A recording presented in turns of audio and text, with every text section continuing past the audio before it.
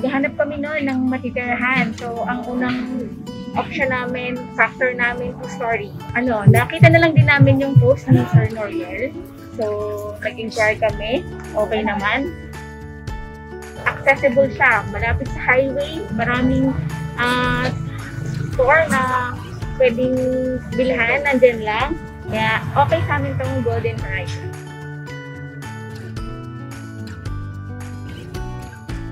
Hi, we are Patrickella family. My husband is an IT programmer and I was a former accountant, pero I'm now full-time mom to Johan. And then we learned Golden Horizon projects from Facebook ads. And then we were assisted by our friend. We chose to have this our home, future home, because accessible to schools, to markets, to malls, and yun.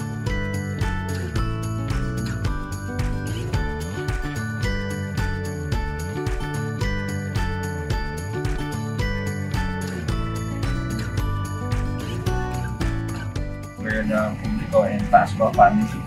So, nakita namin yung bahay na to from 2018. So, nagustuhan namin kasi the first thing we like about this house is the family room. So, spacious siya.